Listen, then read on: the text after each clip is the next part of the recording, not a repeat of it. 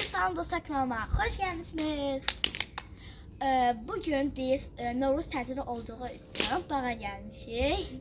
İndi ben bayaqdan işiyormuşum. Üst başımdan da bilir ki ne cümleyi. İndi her şeyi eləmişik, bitirmişik. Sonra yadıma düşüb ki, gerek vlog çəkərdimi? Mən dedim, heç nə olmaz, sabahda devam edərik. İndi hal-hazırda arkada gördüyümüz bostanı belirmişik. Göyərti falan açmışıq. Belirləmişik, göyərti atmışıq. Burada isə əgər görsəz, lazımsız əşyaları yandırmışıq. Bizi biləri yandırmışıq. İndi gördüyünüz kimi orada babam ağac kəsir. Gəlin gedək. Baxın burada. Babam burada ağaclar əkib. Ya hər yerə baxsınız yaşıllıqdır. Hər yerə bak, hələ əkinləyib.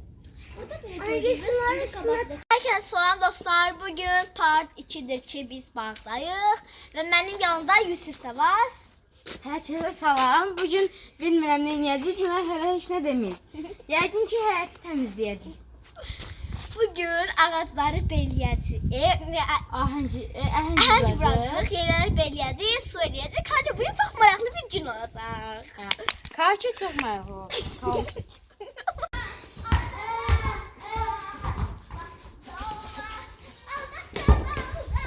A few moments later.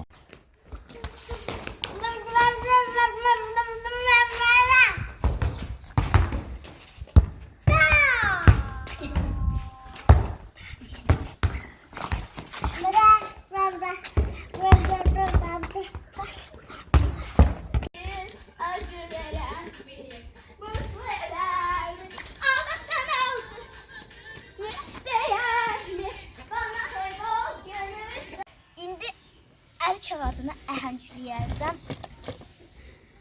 Bayaqdan öyrədirlər. Heç nə başa. Ona görə öz elədiyin kimi eləyəcəm.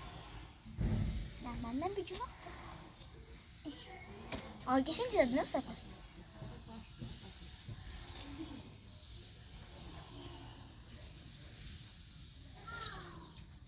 Ay, mən bu cümləsini eləyəcəkdim. Əslində eləmişəm. Gülə vurmaram, buraya eləyəcəm. Dəmir də geyək, o da bal gətirsin.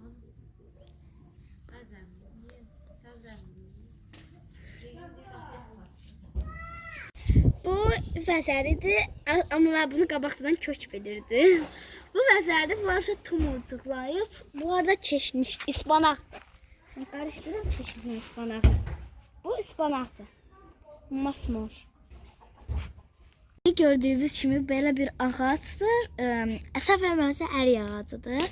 Biraz tumurcuqlayıb. Buradan əgər görsək, görürsünüz yadımdan çıxdı. Gül açıb, çiçək açıb və buralar da belədir. Yəni. Sən göstərsən.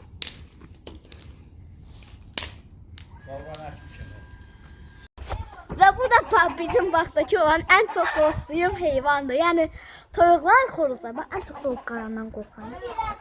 Toyuqlarımız da burada bir sürü yumurta koyup gördüğünüz kimi. Tabii çəkir onların qabağına. Bu da benim balaca cırtdanım. İndi ağaca əhəng sürtəcəm. İki şey var. Gel birazcık sola bir. İsmi koşma. Bu necə bu?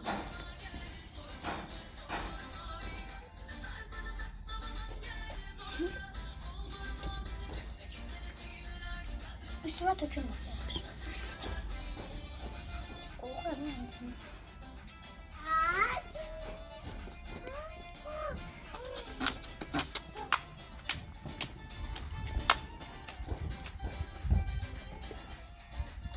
David müəllim şok yaşıyor. Kapım var. Bu taraf elle. Günay. Hoppa.